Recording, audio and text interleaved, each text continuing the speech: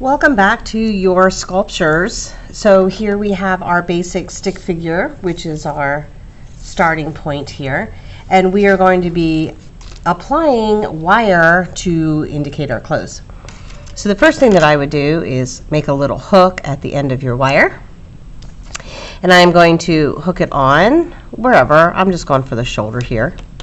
And then probably the best way to do this, instead of just wrapping it around, is I'm going to thread it. So I go around and back through the middle, and around and through the middle. So lacing or weaving it. Oh, I got my leg in there. Let me take that out. So I'm just going to be using up all my wire. You get 2 pieces of wire to use. If you want to chop your wire into a smaller piece, that's fine. I've had students that also want to cut a piece of one of their wires in half and trade with another person for a different color.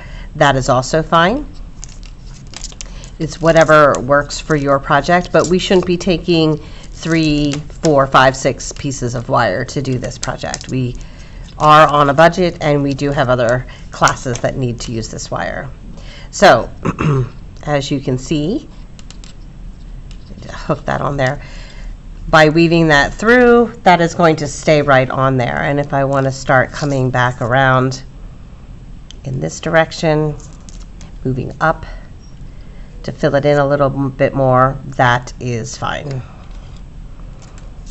Again, it is however you want this to look, but weaving it through at least a few times helps everything just stay in place. So I am having to keep moving my person back into position, because as we wrap our wire around, it will want to make your sculpture become disproportionate.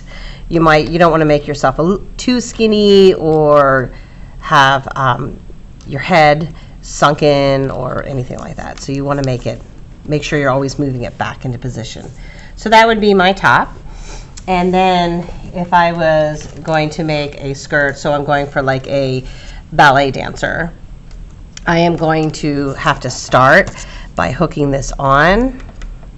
But because there is a wire inside of there, I definitely can just bend a piece out like that, twist it so it'll stay out there, make another loop.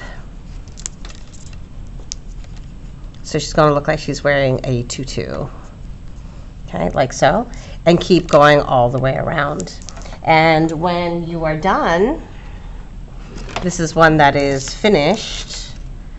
The skirt here does stick out. Now that's because I was going for a dancer. Perhaps you're not going for a dancer, you're going for a football player. So you obviously would not do something like this. You can also cut some of your wire. You might just want to do pants here, but you can cut some of your wire and you can add it for something else. So if I didn't want to use all of this wire to put in for the pants, I could clip some of it off, and it cuts really easily. And I can kind of ball this up, trying to make a sphere versus something that is flat. Okay, so now I have a little thing here, and I can have that be a baseball, and I can hook it to a hand. I've just made a amazing catch, and that's going to work just fine. So there it is. I caught it. Or I've seen people who have taken some of their wire and they have made hair. And I've seen different things. I've seen where people have taken it and twisted it really tight, like that, and then cut it, and did a bunch of those, and that was the hair. See how it'll hang, it'll kind of move with your person. I've seen other people who have just wrapped wire around, just similar to how you did the shirt. So you just wrap it around this way, and this is your hair. Or you could make part of it, you could wrap it this way and not have it be hair and then make it come out in front and around because you want to try and give yourself a hat. And now I have a cowboy hat, kind of, on my head as I'm wearing a baseball uniform. That would be very strange. But whatever it is that you need to make, you are just using this truly flexible plastic-coated wire to finish out your sculpture. The very last thing that you're going to do, once you have your sculpture done the way you want it to be, is you are going to make your sculpture be in the motion you want it to be in. So it cannot be just standing straight. The whole idea here is we are showing motion. So if I am a catcher, my feet need to come out to support me. My knees need to be bent, down, bent, down. My arms aren't going to be like that. They need to come in, catching, catcher. There's the ball. All right, so here is my catcher. And you will get a piece of cardboard, and you are going to staple into that position. And again, looking at the one that I have that's already finished, I want you to take note of how the staples go in. So you take one right up here where the ankle would be. You want to put one at the end where the toe would be, and then two on either side.